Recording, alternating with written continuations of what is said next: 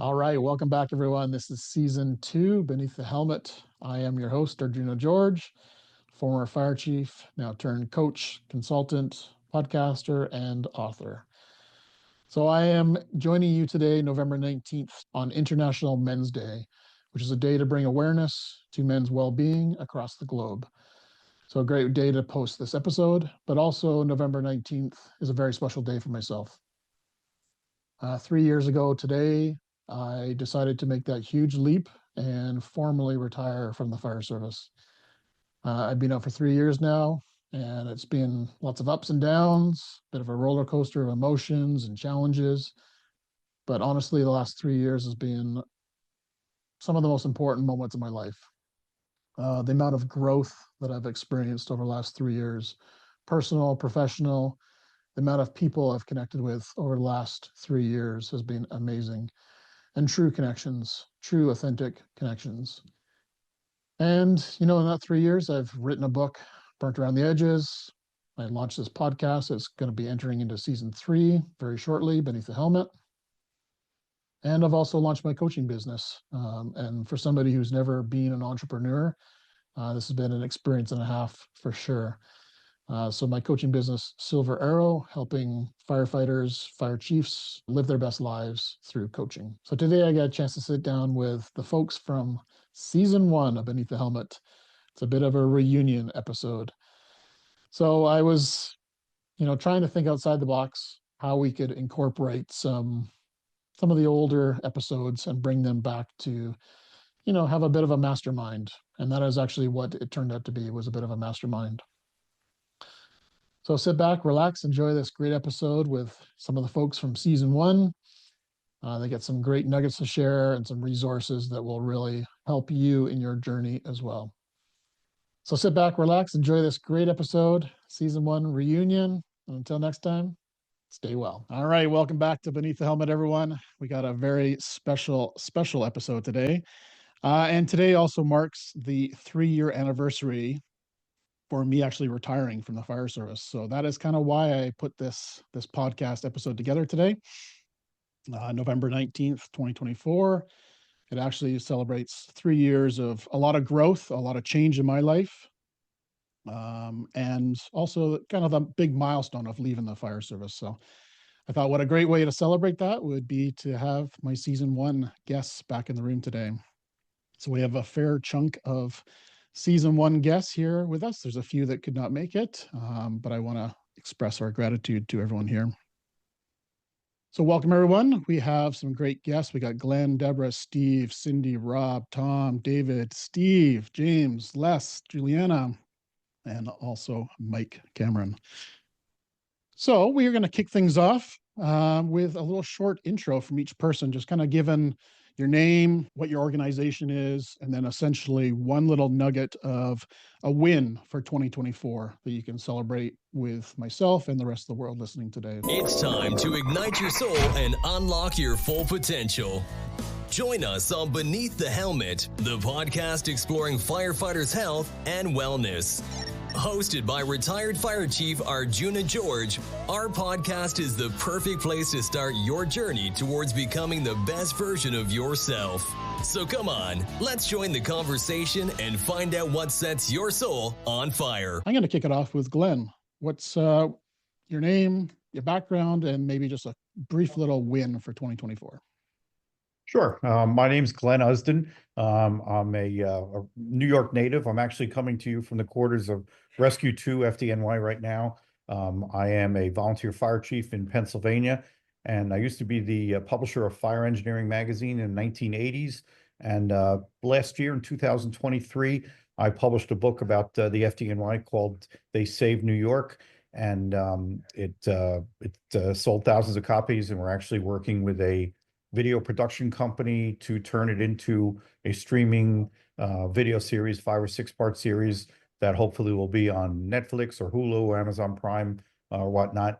And I'm also following up my original book. And the reason I'm in Rescue 2 today is I'm working with them to produce a anniversary book for their 100th anniversary of service to the citizens of Brooklyn. So if you hear any interruptions in the background, this is Rescue 2 FDNY, and they go to 20, 30 runs a day. So welcome to be here and glad to be invited back. And congratulations to you on everything you're doing. Fantastic. Congrats, Glenn, on all that success, and good luck on the book and yeah, the Netflix special or wherever that comes to be. So awesome. Thanks, Glenn. Deborah. Hi. Deborah Green, retired dispatcher. Actually 3 years this year. Like you, Arjuna. Basically just settling into retirement.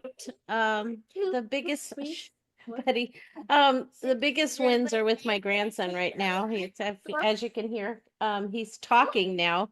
He's autistic, and so we've been working with him, and it's just so great to see him blossoming. But yeah, that's my new job now, is far away from law enforcement. I'm still doing my advocacy, but you know, he's my full-time job now, and it's just wonderful seeing him blossom. That's awesome. What a gift to be a grandparent, eh? That's awesome. Yeah. Congrats. Yeah. Steve Green. Hi, I am Steve Green, as you may have just heard. I'm a former volunteer firefighter for 8 years till an injury knocked me out. It didn't stop me. I've kept up a relationship with the fire service, and I'm now, you can see the logo behind. Our podcast is in the ninth year. 5-alarm task force. We've done so many guests, all connected to the fire service one way or another. And I have to say that I am proud to say that my Arjuna, I can't say it that way. I'm sorry, I'm still a firefighter. Yeah, no, chief. Yeah. He's still a chief in my heart. Once a firefighter, always a firefighter. And he had not started his podcast. He came online. I found him fascinating, and we've become over-the-air friends with that. And I wish him all the continued luck. He does a great job with Beneath the Helmet. And I'm just privileged to be here and to call him a friend as well. Likewise. Appreciate that, Steve. Thank you. Yeah, you were one of the ones who helped me kind of launch into this podcast world. So much gratitude to you. Thank you. Pleasure. Cindy, welcome to the show. Thank you for having me. I feel like I'm amongst giants here as I think about being one of the only people that are likely even associated with the fire service or first responders. I'm a clinical counselor and an executive coach, and I met Arjuna through Leadership Vancouver Island, both coaches with that program. And I am really pivoting. I've had a podcast for 3.5 years called A Resilience Project. And the reason I started that project is because I wanted to provide more opportunities for people to learn about their resilience. And I think of radical resilience and being able to cultivate an ongoing practice for well-being. And in my field, I've been doing that for years, speaking into people's lives and helping guide them in the clinical counseling field. But as I branch into more of the leadership and executive coaching, I think of it like, instead of people falling in the water and I'm regularly pulling them out and trying to save them, I want to go upstream and find out why they're falling in the water. Why are they burning out? Why are they exhausted and not enjoying their career anymore? Why are they quitting their jobs? And so to be able to help people proactively cultivate a strong resilience practice and have a sustainable career, that's what I'm on fire for now. So that's a little bit about me. And even though I'm not doing the podcast, I wrapped it up in July. It's allowing me space to do more opportunities of speaking and helping people in the healthcare field who are really struggling and wanting to make a big difference in that way. Beautiful. You're making a huge impact, Cindy. So I appreciate that. Thank you. Thanks, Arjuna. Steve Fraser. Or Steve Fraser. Steve Farina. Sorry. The other Steve. You wouldn't believe how often that happens, Arjuna. Yeah, I bet. I bet. Oh my Lord. I'm Italian, so that's highly offensive. So there might be a visit for you later. Oh, that's good. Good. I am Steve Farina. I'm with the BC PFFA. I'm the executive vice president there. We look after 4,500 affiliate members, 56 locals across British Columbia. And I've been a Coquitlam firefighter for 27 years, paid on call before that for 5 years with Langley Township. I've got a daughter who's 18. That's the reason I'm all gray. And mental health has been my portfolio for about 8 years now. And so the big wins that are happening in our world, in the BC landscape, is we've had 328 firefighters come through our 3.5-day firefighter resiliency program, changing lives, saving lives. It's been an honor to be part of that. And we're into year 2 of our video series, Occupational Awareness for Firefighters. And we've got year 3 coming up in 2025. So there's been 10,000 firefighters signed up for that training, in-service training across BC. So talk about upstream.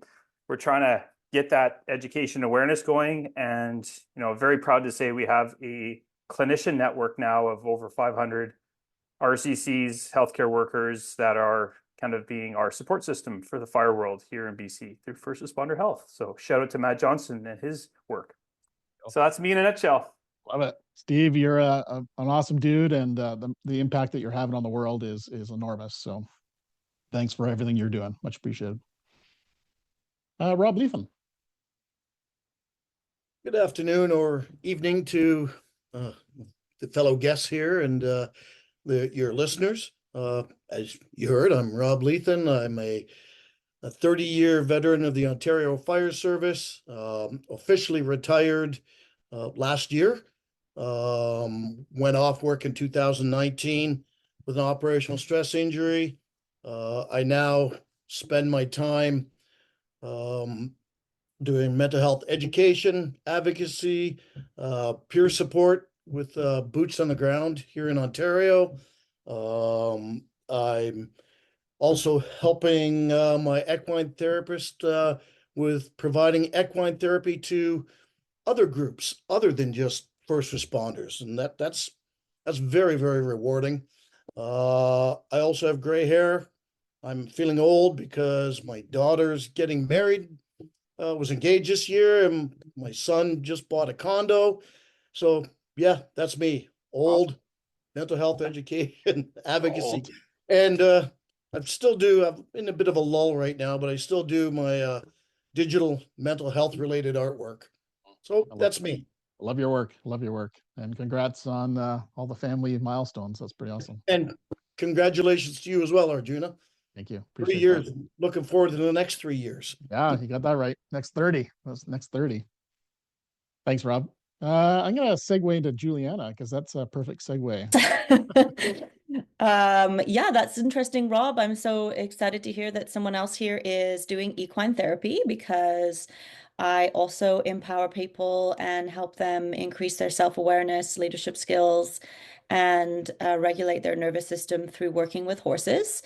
And my company is Conscious Equine Connections. And I had the pleasure of connecting with Arjuna during his retirement process and worked a little bit with him afterwards. And so congratulations to Arjuna for that. And I have also had a baby. So I'd say my big win this year has really been energy management. I thought I was efficient before, but man, am I efficient now. So I'm actually pretty grateful to my daughter for helping me zip up my my efficiency even more. And I'm really looking forward to continuing this interesting work-life balance with the horses and with children and all that stuff. So happy to be here. Great to meet you all. Love it.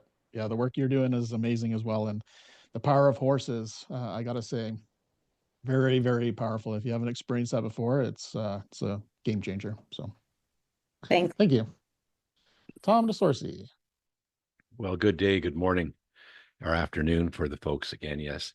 Tom DeSorcy, I'm from Hope, British Columbia, and AJ and I go back, I just trying to add that up, 20 years, I think? We've known each other, and I've done a lot of work with a lot of projects and such.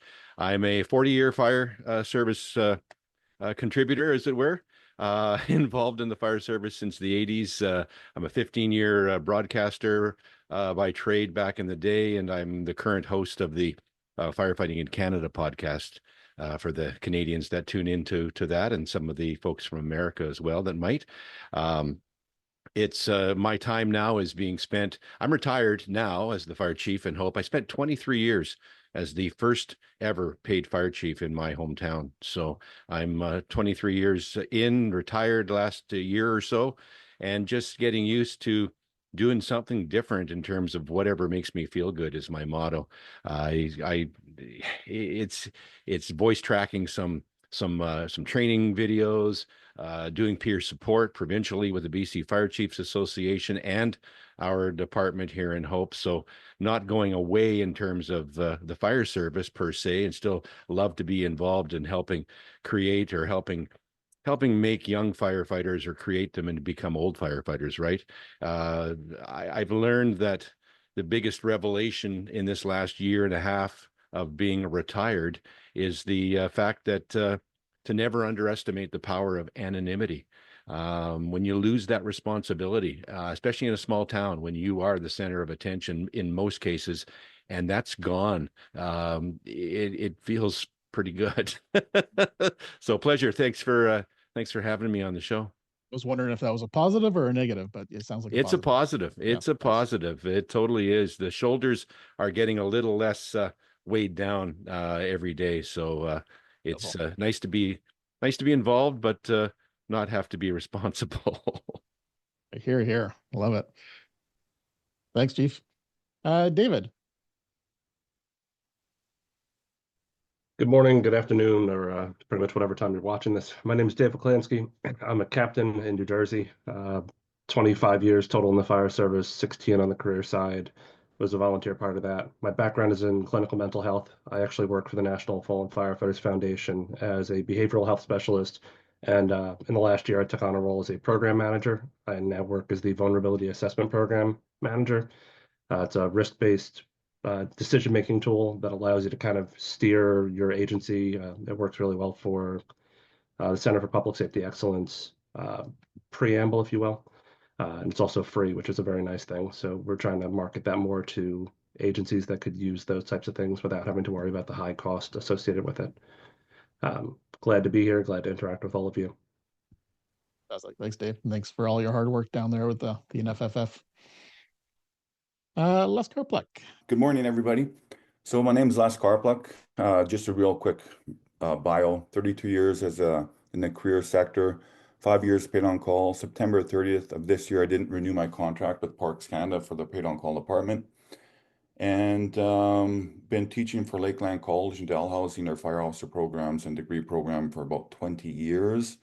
Still do not love it, passionate about it. And my nuggets for 2024 is life can throw you some blows sometimes. So it's one day at a time, focus on one day at a time, and pursue your dreams. So I've teamed up with AJ. I don't want to let the cat out of the bag on that one. So stay tuned because hopefully we'll announce our project in December, but it's a dream come true for me. And I'm so privileged and honored that AJ jumped on board right away. So that's me in a nutshell, and I'm proud to be here. And I'm feeling like pretty humble right now, looking at the screen with all these people. I've listened to half the podcast here, and it's like, holy cow, man, why am I here? But anyways, likewise, why am I here? I'm blessed to be here. Thanks. Thanks, Chief. Appreciate that. Mike Cameron. Good day, sir. And first off, happy International Men's Day. My name's Mike Cameron, and I'm a professional speaker. I work primarily around men's mental health. Unfortunately, in 2015, my girlfriend was murdered by an ex-boyfriend who subsequently took his own life. And I had lots of folks that wanted me to go after the justice system at that time. And I thought, Cindy, to your point, how do we build a better restraining order is probably the wrong question to be asking. And perhaps we should be asking, how do we prevent men from getting to that point in the first place? So I've got a variety of initiatives that I've started in the last 9 years, and I share my story on stage and just talk about the importance of emotional connection for men. And the reason I get fired up about that is because Emotionally connected men live richer lives. Emotionally connected men make better leaders, they make better partners, they make better fathers, and maybe most importantly, emotionally connected men don't kill people. So that's what's gotten me fired up these days. And as far as wins go, I had my win yesterday. My 21-year-old daughter texted me and said, "Hey, Linkin Park is touring. They're in Canada next year. Do you want to go to Montreal and watch the concert with me?" And I thought, hell yeah. Nice. So that's my big win, is I get to watch a Linkin Park concert with my daughter. Beautiful, beautiful. Well, your story is very powerful, and thank you for sharing it with the world. It means a lot to all of us. So, and saying that, I heard AC/DC's coming to North America. So, if that's true, it doesn't matter what I'm paying for that one. Awesome. And last but not least, our episode number 1, James Reichard. Episode number 1, very first here, season 1. Thank you, Arjuna. Wow, it really feels like we're in a mastermind group. There's just so much subject matter expertise here. It's just wonderful. James Reichard, I go by the name Jamie, 23-year firefighter. It's been a fantastic career for me. I've been involved with mental health since 2005.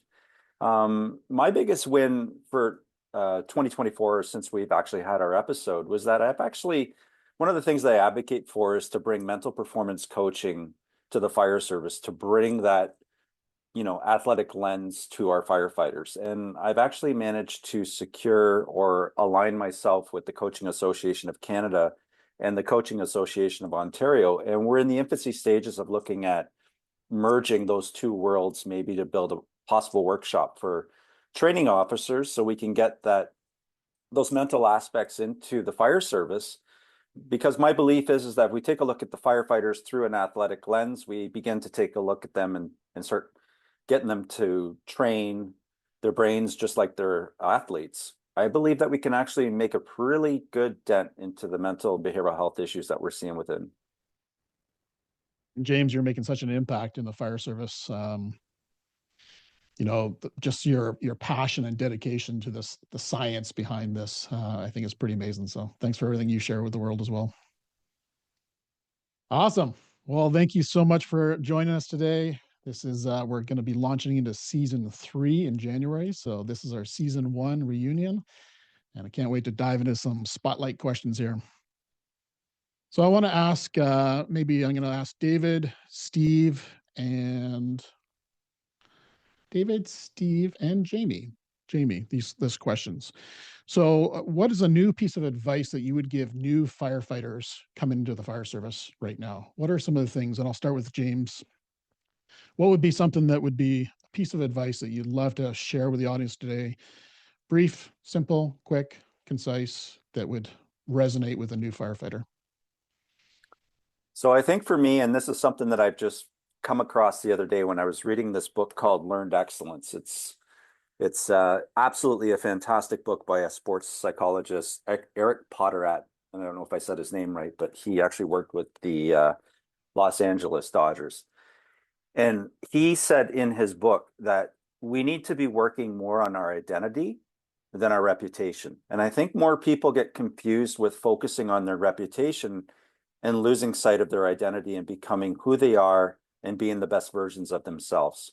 They're so concerned with what other people think that they lose themselves in the process. And I think, my partner always says to me, stay in your lane. And I think about my football background and my football experience. And they always say, when you're on special teams, stay in your lane, don't veer off. And I think that's a really good piece of advice. I agree. Yeah, join as a firefighter, you kind of turn into a firefighter and forget about being a parent or anything else, right? So beautiful. Thanks, James. Steve, what was Steve your Farina thoughts there? or Steve Green? Good one. Steve Farina. Well, I just spoke to our recruit class, and I've had the privilege of doing that for quite a few years now. And the one thing I pass on to them was to get themselves a mental health Sherpa right out of the gate. Get a clinician, get a checkup from the neck up, get a little, take a pulse check, and then make sure to have that person through their whole career. And, I think back to my start in this world is if I was able to do that and get some psychoeducation or some help when I wasn't in crisis, because that's the worst time to reach out for help and get familiar and build a relationship with a clinician. So I think that's, to me, was the biggest piece of advice I'd give new people. And I just said that to them. What was really nice was half the class, there's 12 of them, half of them actually had a mental health professional already in their lives. And so, I'm like, we have benefits, use them. And I don't know how many firefighters we had dental benefits that never used them in the beginning. And then they required root canals after 2 years. Same thing with this thing. And so that's my advice to new recruit firefighters. Love it. Love it. That's great news that times are changing and they're getting clinicians early on in their careers. That's awesome. David, what is your thoughts there? I'm going to have to piggyback off of what Steve said. Excuse me, I have a bad sinus infection and I'm barely functioning today. Oh, thanks for being here. Get a mentor, and not only a mentor from within your own agency, but one from outside. One of the things that I've noticed most when we get new recruits in the door is they don't know who to go to, they don't know who they can trust, and they don't know who they could ask questions of, and they need somebody that can answer those questions. I've been incredibly fortunate in my career that I had that available network, both within the agencies that I worked for and outside of that. So you have that entire network that you can go to when you have questions, especially if it's something that might be a little bit more sensitive or a little bit more temperamental within the organization. You can get those outside viewpoints, and that actually has helped shape the lens that I look at everything with. So absolutely get a mentor, find one that you can trust, get a bunch of them, and build those lifelong connections. And everything that Steve said. Yeah, I love it. Yeah, in the coaching world, we kind of call it our board of directors. Get your board of directors. You're the CEO. Get your board of directors, everyone that you pre-plan that you reach out to, right? So love that. Thanks, David. So next question is going to be about when to hang up the helmet. So advice for the listener right now of kind of some of the sensations about when's the right time to hang up the helmet. I'm going to start with Tommy D. And I've thought of this, have had this discussion from a peer support standpoint, which is why I'm happy to be involved in peer support at this level, if it as it were, as a retired member of the BC Fire Chiefs, and to talk to those that are at this point going, is it time to leave the flock, so to speak? I look back at the fire department that I left. And I say left in terms of left as the person in charge, but I'm still a part of that department making a contribution, but I stepped aside to let the next generation in. You have to have a look behind you and see what the future is. And that future may be sitting in the same room with you. And you just need to realize that how long are you going to do this for in terms of being involved? Now, I mean, in a volunteer department, I was the only paid person. Today, 2 years after I leave, we have 5 staff full-time that are officers with the fire department. You have to create the legacy. Take the time to create the succession. When is it time to go? Well, you need to again look around you and see where you can do good. We're used to doing good. And if you can continue to do good by handing the reins over to someone that you've put in position to take the job, then the time is right when you feel comfortable doing it. And, we're lucky in the fire service, especially the paid career people, where we have a pension and we're allowed to leave at the top at 60. Something? Don't underestimate the fact that you need to enjoy yourself after that, and working until you're 70 and 80. Like, it's nice to have that depth in the organization. I agree with that. But at some point, you've got to know when to say when. And I think that's again, look around, see the future, do what's good for the department, I think. Love that. Sounds like a country song. Yeah, a lot of years in country radio. How about Steve Green? What do you think there? What's your thoughts? Any nuggets to share?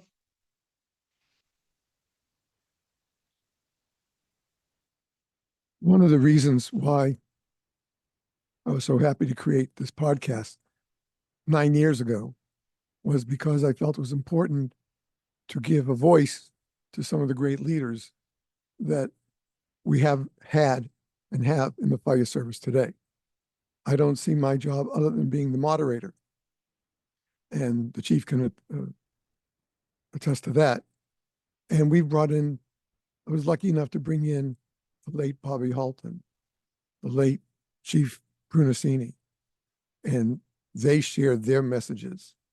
And now we have it in perpetuity recorded. And that's the key, to help our firefighters learn from other firefighters, leaders, and even new products. We have one coming up Thursday this week from a company located in Canada, Rain, REIN, and they're showing me on Thursday a new product that's a new type of foam that adheres. So when we spray foam on a flammable liquid, it's also good on wood housing, this will stop the fire right there where it is. Now, of course, depending on the size of the structure is what you're going to do from the outside. But that's something I never heard of. And I'm glad to bring these people on because they were the first one to have, out of Canada, a non-PFAS item that can be used in the fire service without the fear of any form of cancer from PFAS. I got to say, my first department, I was the volunteer.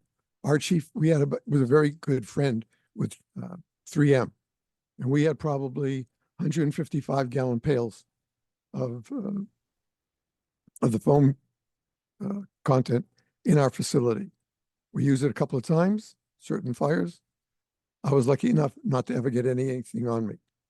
But I have friends now, I've heard, that have come down with different forms of cancer, and they attested to their PFAS exposure. That is probably the most dangerous, insidious fight that we have as firefighters, is to make sure that every firefighter, whether it's in our department, a neighbor department, or it's across the country or countries, we can say, is learn about the danger. We're doing it big in US. I hope they're doing the same thing in Canada, is working hard to get rid of this kind of contact that, yes, it worked. I know it worked. I saw it work, but had no idea the exposure danger that we faced back then. And that was 77. I think I might be the old fart here because I'm 72 and a half right now. Yes. But this is what it's about, is getting the message out to our firefighters that there are other things they can think of, tools, apparatus, thinking, how to avoid mental illness, things like that. David's been on a couple of times on the podcast. He has those great words to share with every listener about being the self that you are and learning not to have to worry about what others are thinking of you. Think about yourself first. I've heard that trend a few times with speakers this morning, eh? So yeah, thank you. How about you, Glenn? Any thoughts there on when to hang up the helmet and what's a little tidbit you could pass on to somebody listening right now?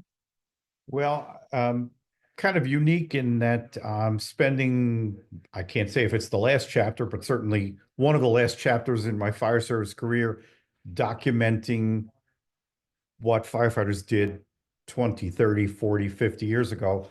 And I think that the greatest lesson that I've learned from this, and again, what I've been doing has been with FDNY, not with other departments, but is that we don't know where we're going if we don't know where we've been. And somebody else mentioned Chief Bernasini. I was for close to 20 years, I was good friends with Bruno. And one of the things that he pounded into me, which was kind of one of the inspirations for my first book, was that he would say, Glennie, wouldn't it be incredible if we could gather the greatest fire service leaders, both in the country and in individual departments, and do 30 minutes or an hour video of these, and again, I say gentlemen because, as we know, until the 80s, they were all men, and gather these gentlemen and pick their brains and have them tell the stories and the constant retelling of what it was to be a firefighter in the 50s or the 60s or the 70s or the 80s. And so I look back at answering your question about when is it time to leave. I'm going to answer that with a very simple, maybe too simplistic. It's time to leave when you have imparted the next group with everything that you possibly can. That might be too simple for some people, but that's to me, and I'm going through that in the fire department, the suburban department in Pennsylvania where I am, and I'm pulling myself as much out of it at the age 68, and I'm basically trying to saying it's time for me to give you what I have and then let me fade away gently. I can't do what I used to do 20, 30 years ago. So I hope that's not too simplistic an answer, but you don't know where you're going if you don't know where you've been. Yep. And our whole role as leaders is to pass on and make the next generation better than us, right? So Yep. yes. And at that, I have to leave because I had a hard stop at 1:30 and they're coming downstairs. But this is thanks an for your honor help. to be with this group of people, and really wish you all the success. And anytime you need anything from me, I'm in. All the best, Glenn. Stay safe. Thanks, folks. All right. Take care. Okay, so we're going to jump into something a little different here, and I want to look for advice on given to the listener on somebody who's struggling with wellness. What's a tool, a technique, a strategy, any advice that you have for somebody who's just struggling right now, who's listening online and who's like, what do I do? What do I do? Where do I start? Maybe Juliana, you want to kick us off there? Anything you can think of? With mute? Audio. Think fast. I think as a first step, your diagnostic tools are really helpful. So I know that you're familiar, and probably a bunch of your listeners are familiar already, but I would say the first thing to do would be a body scan. Just scan down your body, figure out what's going on, what sensations are there, if you've got pain, what feelings are around, and then try and get some information from that. And a lot of the times, because we have three brains, we have our cognitive brain, our heart brain, our gut brain. A lot of the times we're very cerebral, we're in our mind, and we don't listen to some of the messages and information from the rest of our body. And so that wisdom can often lead us in a different direction than what we might do mentally. So I think that that's a good place to start, and just checking in, seeing where you're at. And then once you have that, you can make decisions about where you're going to go next. Are you going to seek out therapy with someone? Are you going to go for a walk in the forest? Are you going to whatever, and most of the time, I think one of my most used sort of techniques or tools is doing breathing. There's different kinds for everybody, but you and I are both familiar with the Heart Math Institute and doing coherence breathing, which is really just breathing in a set ratio, in and out. So like in for 5 seconds, out for 6 seconds. It doesn't matter what the numbers are. It just matters that they're the same, and you keep that going. If you can even just do that for a few minutes a day, there's amazing benefits. So that would be another one of my top tools as well that I would share. Breathing exercises and body scan. I just was working with a client yesterday and said, let's start with a body scan. I think that's a great way to kick it off. So yeah, awesome. Thank you. But you, Mike, Cameron, any thoughts there? Yeah, I think I kind of knew you were coming to me because I just felt like I'm just going to echo what Juliana said. For me, I use the acronym SOAR to sort of keep that straight, and that's slow down. So just practicing that pause. If I had sort of one takeaway, that would be it, is for most of us just being able to learn to practice the pause. So the S is slow down. The O, to Juliana's point, is open up and observe, see what's there. But you've got to open up first to that. And then the A is accepting. Accept whatever's coming up without judgment. Just noticing and accepting. And then the R is about reconnecting with self, reconnecting with purpose, reconnecting with what is that next step? What is it that I need in this moment? So for me, that's the SOAR acronym is a nice, concise way to sort of keep that simple. And I use that when things get overwhelming and I need to just a little reminder. The first step is just that pause, take that breath. Love that. Love that. And I can see even when you were talking there and you went to the S, slow down, you actually slowed down. You actually slowed down. Yes, I love that. Good job. It's all about modeling the way. Yeah, good job. Thanks, Mike. Appreciate that. How about you, Cindy? Any thoughts there on the listener who's kind of struggling with their wellness of a first step they could take? Yeah, absolutely. Well, I certainly echo all that's been said so far. And maybe one way I like to explain it is to also tap into what has worked for us in the past, because we have already overcome several adversities in our life, no matter what stage of life. And I like to tap into the strengths that people have acquired and what have you learned about yourself? What could you access right now to maybe add to that? Because when we remember what we've been through and what helped us, often people will go, oh, yeah, I used to journal. I haven't been doing that for a while. Okay, let's revisit that. And so maybe adding to that is to capture what went well today, because our brains naturally are like that lizard brain that wants to notice all the things that are wrong. And if we could reverse that and start to capture the things that are okay in our lives, the things that are going well, even in the hardest of moments, we can start to reverse that and reprogram our brains to feel more resilient in those moments where it is harder, right? Not to say that it isn't, and not to take away from that. It's not rainbows and unicorns, but to really accept it, but also say, okay, but not everything is bad. There may be parts that are really hard right now. The other thing I like to use to kind of summarize what's been said too is to call it a wellness recipe. Just like we're making a cake, we have certain ingredients that go into that cake. And we can try to compromise on some of those, but let's be honest, that cake's not going to turn out if you don't have the 2 cups of flour or certain ingredients that make it really awesome. So just like that, our wellness has a specific wellness recipe that works for you. And everybody's going to be a little bit different. But if I know that I'm drinking enough water, I know that helps me also stay hydrated, think better. If I'm eating well, if I'm getting out in nature, going for walks, for me, exercise is a big part of my wellness recipe. If I think of those 5 key ingredients, and you can have more, you can maybe have a few less, but I try to say, shoot for 5 that you check in on daily and on a regular basis, because then there's a good chance that cake's going to turn out and your wellness is going to be on par. And that's something that, again, is proactive. We're not just waiting until we're in crisis, but we're regularly checking in to help prevent that real stressor or burnout. With that, the cake thought there. I've done a teamwork pizza before where all the toppings were different components of teamwork. So yeah, that's awesome. I love that. So good. Yes. Yeah, awesome. Thanks for sharing that. You bet. I'm going to go over to Rob, but on a different question here. What's a habit or a mindset shift that's had the biggest impact on you and your life in the last number of years? Mindset shift. Or a new habit that you've kind of taken on that's made a huge impact in your world. You know what? In the world or in my world? Your world. Your world. You know what? I think accepting the realization that being a first responder is what I do or did, not who I was. And then being able to separate that.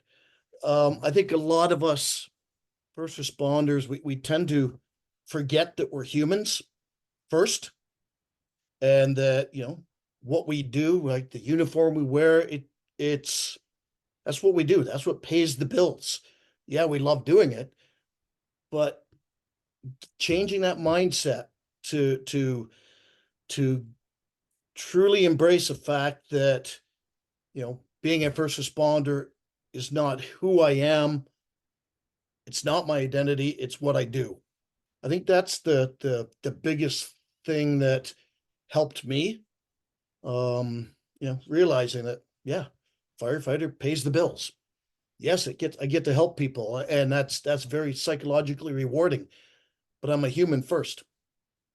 Agree So more. as a human, I'm gonna see things that humans shouldn't have to see.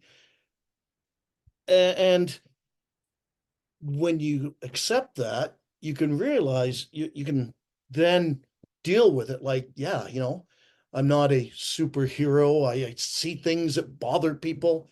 I'm a person. I'm a people. Yeah, that's, I think, the biggest mindset change that I would really try to drill into everybody who is a first responder. Yeah, couldn't agree more. It's a game changer when you can get to that point. Les Carplock, same question.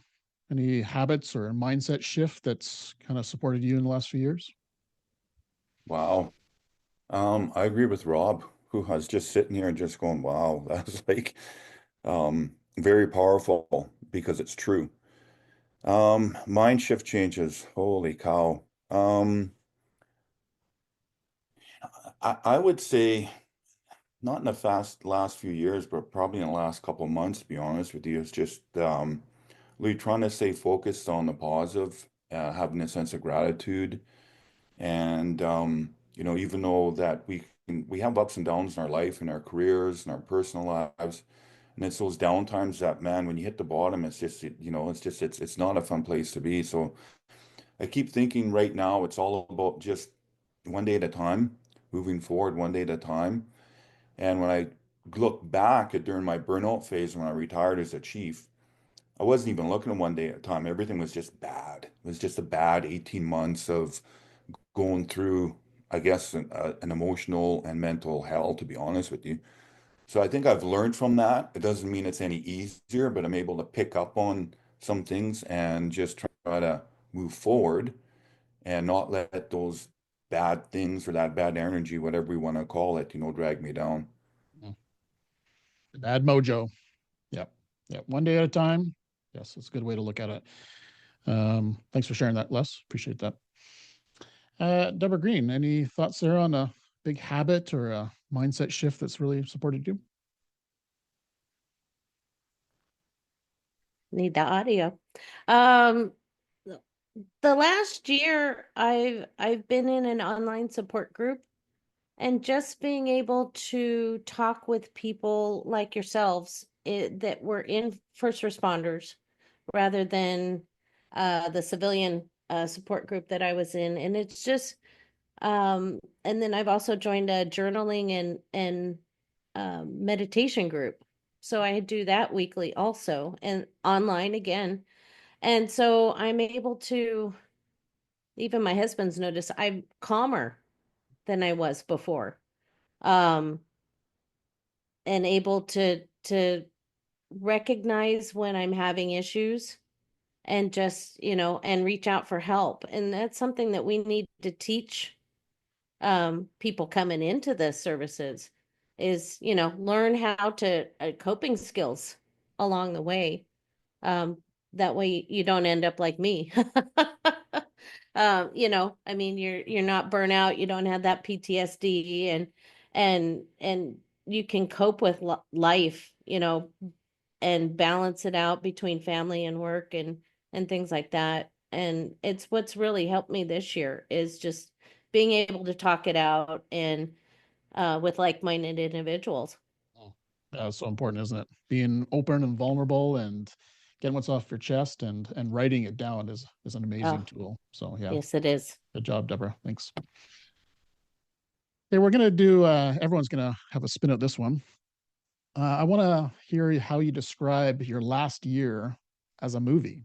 What would the title be? I want you to describe 2024 movie title that encapsulates you. And since Deborah, you're on the screen still, if you are ready to go, I'll jump in with you and then I'll work through the list here. I think it's the working title for my book too. Oh, good. How the bleep did I get here? Oh, awesome. Love it. You got a new book coming out. Well, it's I wouldn't say it's new. It may take a few years, but it's a work in progress and something somebody suggested to me. Yeah, just how the heck did I get here? And yeah, here I am. Yeah, great movie title. Love it. Thank you. How about Steve Green? What do you think? What's a movie title for your life for 2024? Where's the Doctor? Where's the Doctor? I like it. Yeah. I like it. That, Is that suspense? Is that thriller or a comedy or? No, it's a drama. Drama. It's a Gotcha. drama. Gotcha. Yes, it's a drama. I All will right. have to say though that thanks to a mutual friend, many of you may know, and I know the chief does, Andy Clark, helped me mentally with traumas that I denied were traumas. I just knew they happened. And with her help, we drew out the two traumas that weren't actually a traumatic incident or anything like that. But I think that also being recently diagnosed with an autoimmune disorder called Raynaud's syndrome, it's taken a great deal of my life away from me. But I'm trying to hang in, still doing the podcast, and maybe 2025 will be named A New Day. Love it. Love it. Thanks, Steve. Appreciate that. Good story name, and 2025's title is even better. So how about you, Cindy?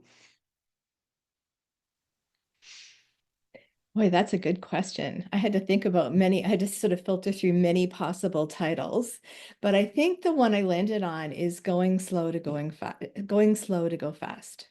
As I stopped the podcast, just being able to reevaluate and say, okay, what's next? But at the same time, not jumping into something for the sake of starting something, and to have that clarity. So going slow to going fast. I don't know what the genre would be though. So can I get back to you on that? Oh, yes. Yes. I love the title though.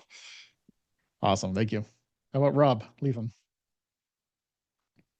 I would say the title would be Becoming Human, or Becoming Authentically Human. Ooh, even better. Even better. Love it. Love it. Sounds like it may be even a book you should write. Don't know about that. I'll leave the Awesome. book writing to the people who are very good authors. Yes. Yeah. Awesome. Thanks, Rob. Tommy D. Tom DeSorcy. Hi.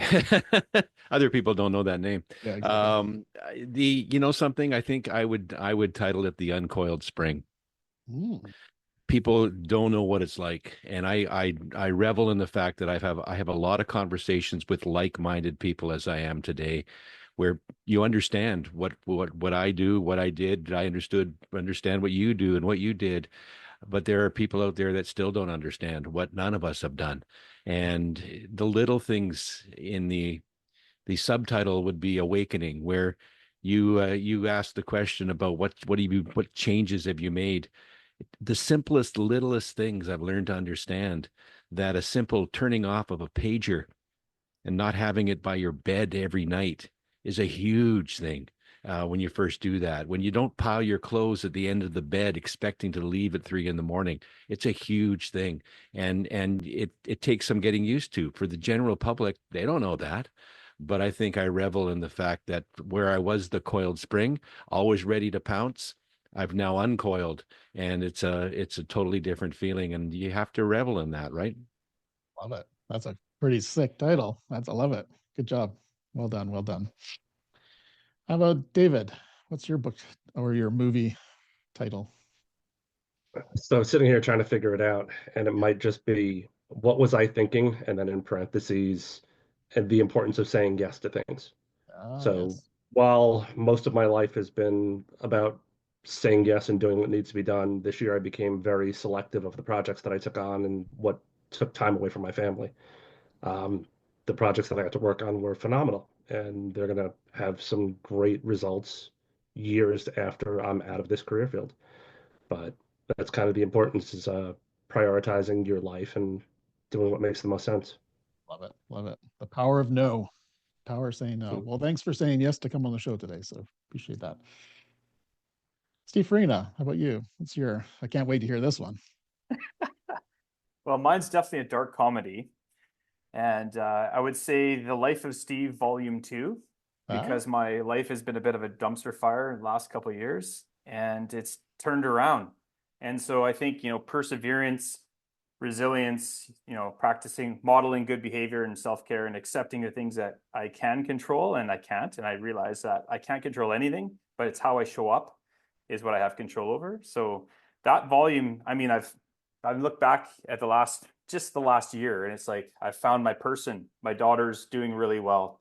She's not struggling anymore. She's going to go to school. I'm moving. I'm retiring next year. Like, there's so many cool things that are happening right now. So volume 1, I'm going to shelve that. And volume 2, I'm just excited it's going to be a documentary, but it's going to be a dark comedy. So I'll leave it at that. Love it. I wrote down the Steve Farina story. I don't know why I had that. Well, everyone's going to be looking for volume 1, so it's gonna, bump up sales. Good job. Thanks, Steve. Who do we got? Juliana. All right. I think this too shall pass. I think everyone who has kids probably can relate that just having that ability to find the humor, mine would definitely be a comedy. Finding the humor in those moments where you think, all else is failing and it's apocalyptic. Pausing, breathing, and just remembering that, this too shall pass. Totally, totally. Great title. Can't wait to watch it or read it. One of the two. Thanks, Juliana. How about you, Mike?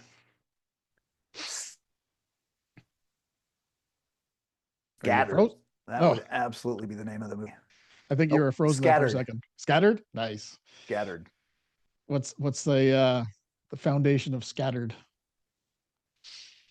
Fingers in a lot of pies. I don't Yeah. know. It'd be a little bit of an adventure, maybe a little mystery to it. But yeah, all over the world. Nice. Nice.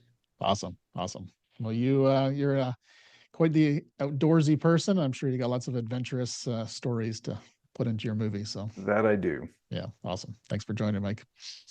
How about you, Les Karpluk? Okay, weird title. Is it a bottle of wine or a can of beer? It's Ooh, going to be a comedy slash drama, and it's about enjoying life, savoring the moments, but also having that can of beer and just going for it, and it's party on. nice. Love it. Good job. All right, James, how about you? I think mine would be Seabiscuit Part 2. Before I became a Burlington firefighter, I was with the Cambridge Fire Department. And one of my colleagues, Ken Cool, gave me the nickname Biscuit. And I didn't know what it was all about until I actually saw the movie when I got to Burlington. And then it all made sense about the undersized horse that everyone kind of gave up on, but until they got the right owner, the right jockey, and then the right trainer.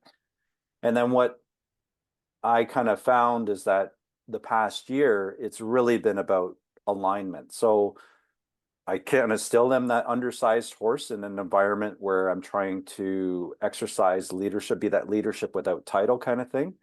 And it just feels like outside the fire service, things are beginning to align, whether that's the Ivy School of Business with trying to bring in character-based leadership, whether that's working with the Coaching Association of Ontario and Canada to bring in mental performance coaching techniques, or even getting on the ability to do presentations with Aegis Performance Group and it's your ship management techniques from the best damn ship in the Navy. These are all incredible alignment pieces that really make me feel like I'm Seabiscuit Part 2. Love it. Mm-hmm. I love the title too. And I love the story behind it. That's awesome. Deborah, and I think you are the last one, Deborah. I already went. then I did get everyone. Did I miss anyone? I don't think so. Awesome. I want to finish off with I want to give the floor back to you for one last little comment, thought, nugget, resource you want to share, a book you want to share, anything like that. So finish off with a little resource, kind of give away to everyone, a little wisdom nugget to share. So James, how about you go first? If I could honestly advocate for one book that every leader really should have in their library, it's Good Business by Mihaly Csikszentmihalyi. There is his research in flow and understanding how to make good business by focusing on the person, identifying challenges versus skill sets, and trying to build people's confidence. I believe that if we have library and resources such as these, we'll find a lot more engagement, a lot more empowerment, and a lot more awareness to mental and behavioral health issues that go on inside our organizations. Love it. Great book. Hard to pronounce his last name, but great book. Good job. Awesome. Cindy, any resources that you want to share or a tidbit? Well, the one I want to give to everybody, and it's called 101 Essays That Will Change the Way You Think. I think it's something like that by Brianne West. Weist, and it has been so powerful. There's so many gems in there of people for people of all adult ages. I think there's a lot of value, something that we have not thought of before, that you're going to take some nuggets. Like any book, you may not take everything, but you're going to take some genuine nuggets from it. And it's a good read because you can truly read one essay in a day and still get something from it. So that's what I would recommend. Great book as well. Great book as well. Thanks, Cindy. How about you, Rob? Anything to share at the end here? Got two. Awesome. One is a book. Although it was written more for the law enforcement world, it still very much applies to all emergency services, especially fire. It's called Slay the Toxic Dragon, written by Sid Gravel and Brad McKay. And it's a book that is targets senior leadership in an organization. And it's an amazing book. That and my other resource, you know it's coming, Boots on the Ground. Whether it's in Ontario or the chapter in Alberta. It's an incredible organization, and it's an incredible resource. And it's an incredible resource that's run by caring volunteers who are active and retired first responders. It is an amazing resource. And it's great to have Alberta now having a chapter as well. So that's great to And see the growth. the little secret that I'll let out is that the Ontario chapter, like the 1-800 number, it does work into the US a bit as well. And we have taken calls from first responders in the US, and we do have this unwritten policy that we don't turn anybody away who calls. They're calling because they're struggling. We try our best to help them out, whether they're first responders or not. So that's the other resource. Thanks for sharing that. Awesome. Thanks, Rob. Les Karpluk.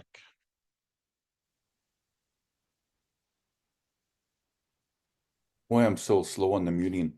122-year-old book, As a Man Thinketh by James Allen. That would be my book of choice. Is it that old? Yep. Wow. Awesome. 1902. And what would somebody wanting to read that, what would they get out of that? What's the concept behind the book? Oh boy. In brief terms. In brief terms. Brief, it's about mindset. It's about appreciating things, gratitude. Awesome. Beautiful. I have that book. I've never read it though, but I have that book. So awesome. Get on it. Yep, get on it. Thank you. David, how about you? I'll give you a book and a resource, or actually multiple books by any particular author. Brene Brown, any of her works are absolutely, truly amazing. She deals with vulnerability and shame and all those topics that we don't like to talk about in emergency services at all. But I have not read one of her books or listened to it on an audiobook and not had an aha moment. So most certainly that. Angela Duckworth and Grit. It's also a fantastic book. It's about perseverance and just getting through everything. And then in terms of resources, both the NFFF, we also have an affiliate organization, the First Responder Center for Excellence, or the FRCE, which is handling a lot of our cancer, behavioral health, and cardiac related issues. So if you need resources and you can't think of where to turn, think of us. We'll come up with something. We have people, and it doesn't take us long to be able to put you in touch with just about anybody you might need. Awesome. Thank you. And saying that, I believe the new director, Chief Frank Lieb, director, is that his position? Yes, I had to think about that. Managing director, I think is a good title. Yeah. So he's going to be kicking off season 3, episode 1 of season 3, Frank Lieb. So excellent. Stay tuned for that. Yeah. Thanks, Dave. Appreciate that. And great book suggestions for sure. Probably going to do, Deborah, did you already go? Okay, I got 2. Okay, awesome. The book is called Emotional Survival for Law Enforcement, and that actually applies to all first responders. It's by Kevin Gilmartin, Dr. Gilmartin, who's a fabulous, fabulous speaker. I was fortunate enough to see him in person, and really was a pivotal point in my recovery. And the other is the online support group I'm involved in. It's called The Power of Our Story. And they have several groups that meet throughout the week. It's thepowerofourstory.com. And they've really helped me this last year, and being able to talk it out with first responders and people who get it. Geared for first responders? Yes, that very group? Yeah. military and first responders. Okay. And we're also starting a support group next month for spouses and caregivers, so that because it's hard for spouses to find a group that they can talk with and trust. So we're starting one up that Very way. important. Yeah. Keeping the families in the loop is so critical. So Absolutely. yeah. Awesome. Thanks, Deborah. How about you, Juliana? Any nuggets to share there? Absolutely. Well, I second David on Brene Brown. Highly recommend her work. And I think that everyone should read Conversations with God by Neil Donald Walsh. It's not religiously aligned, but it does tackle those perennial questions like who are we and why are we here? And, how can we be the best versions of ourselves, both as individuals and collectively? So I just think it's a really powerful book. And then another really interesting leadership focused book I recommend is called The 5 Roles of the Master Herder, which is by Linda Kohanoff. And that's going to provide you with a really unique and alternative approach to leadership from a herd perspective. She weaves in lots of stuff there about horses and herd dynamics. And also other tribes that work with large, big-horned animals. So it's just a unique approach. Those are my favorites this year, and yeah. That first book you recommended, is that a new book or is that been around for a while? Or Conversations with God is old. yeah, It's okay. been around for a while, but there's several. It's a series. So the first book is about, I think, more individual. And then I think by the time you get to the third book, it talks more about the collective. And, for a lot of people, especially right now, I think the collective is something that everybody would benefit from reading more about. If you feel like you're helpless or you feel a lot of fear around our current events and our, institutions breaking down and all of these types of things globally, I think that's a really great resource to really help people feel more empowered as individuals and understand, like, what can you do to contribute to the collective and just have a better, more balanced and compassionate approach, which is really important in such a kind of polarized environment. Awesome. Very cool. Thank you. Steve Green, what kind of resources you got to share with us today? Well, one thing is that even though this was many years ago when I had to stop because of the injury, I didn't want to lose that connection.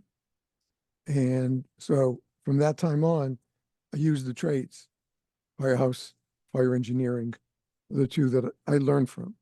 I read the stories of types of fires, how they're done.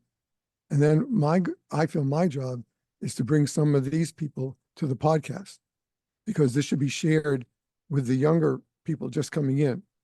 We know that there's, and I'm sure some of you have already seen it, those of you recently retired, that there are newbies who really want to be a firefighter. They know basically what they're up against. And you have those that, well, I don't know what's going on. And you can't just throw them in a set of chairs and teach them that way.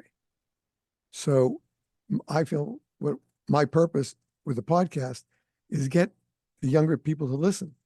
Let them hear people like Chief, like David, who's been on the show, like Andy Clark from the show. I learn from my guests. And then I try to put that out in the podcast so that whether you're a 30-year veteran or you're a six-month veteran, you can learn. And it's not tough stuff. It's tough for the brain for you to act as a firefighter the best way you can. And thanks for sharing that with the world through your podcast. Much appreciated. I think everyone has a different lens in their podcast, and it's great to have all these different viewpoints expressing, same concepts, the same themes, but in different ways. So thanks, Steve. Appreciate that.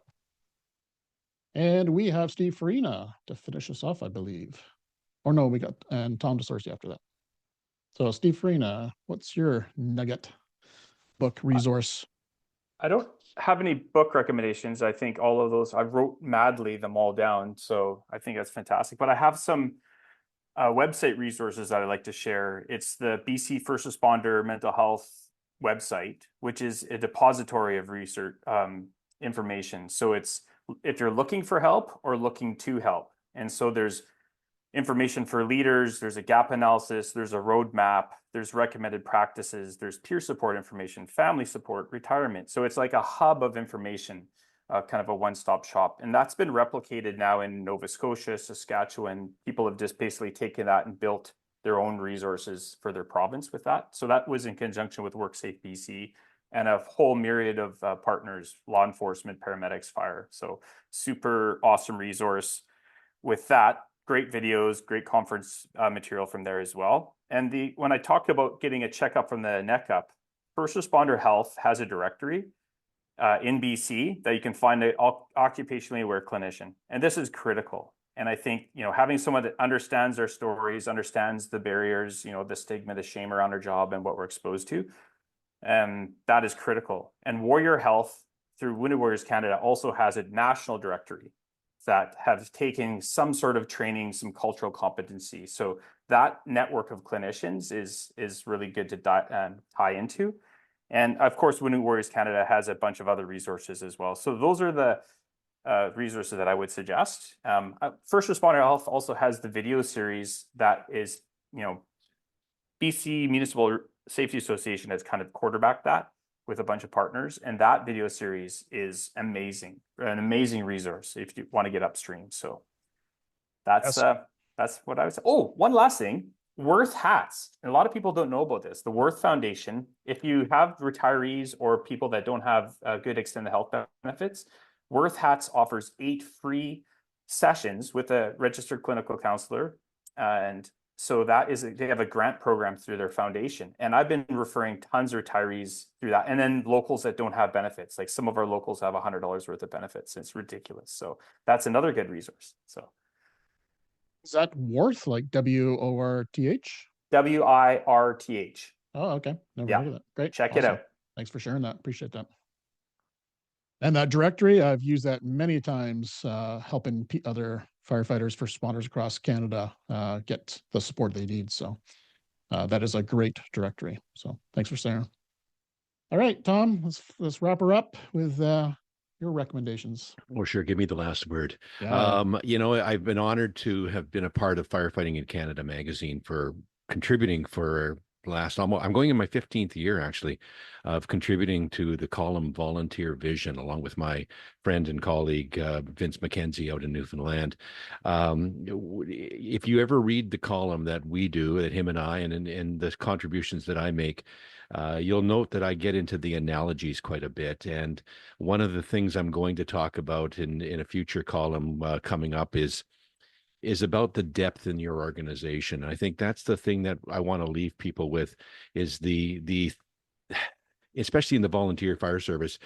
You didn't at the beginning today, you said talk about new firefighters. And I appreciate what Steve Green had to say about new firefighters versus young firefighters, because in the volunteer fire world, there's no age, requirement for a minimum age. And I think we need to demonstrate the depth in the organization, the elder members that you have at least contributing in some way in the fire hall. We need to be there. I'm the host of the indoctrination sessions in the future, showing the new recruits that there is depth in the organization. You can contribute to the fire service for a long time if you want to. And I think that's important and a message that I want to give. So again, if you haven't had a chance to check out, please do have a view at what we do and what we have to say in particular in firefighting in Canada. And of course, the podcast that I host. And my last and closing is I think that Les Karpluk's new book should be called The Second Mouse, because as we all know, the early bird might get the worm, but the second mouse always gets the cheese. Thanks, AJ. There you go. There you go, Les. PM that. Trademark that right away. I love you, Tom. All right, everyone. Did I miss anyone? I don't think so. I think I got everyone there, eh? So I just want to thank everyone for joining Season 1 reunion. It's been an honor to connect with you originally. It's been a while since our episodes went live, but we are growing. We are sharing with the world.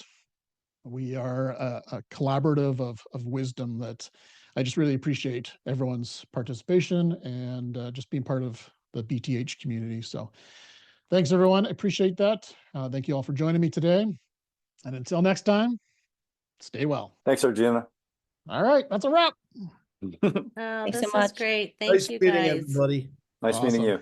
Thanks, Thank you, AJ. guys. Thanks all. Nice. Yeah. Lots of fun. Nice Yeah, work. Thank you appreciate all. it. Thank Bye you. now. Learned a lot. Yeah.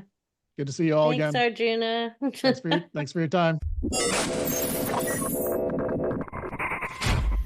Thank you for tuning in to Beneath the Helmet. We hope that this podcast has provided you with valuable insights into the world of firefighters' health and wellness. Remember, caring for your physical, mental, and spiritual well-being is crucial to achieving optimal performance. Join us next time on Beneath the Helmet for more inspiring conversations. Until then, stay well.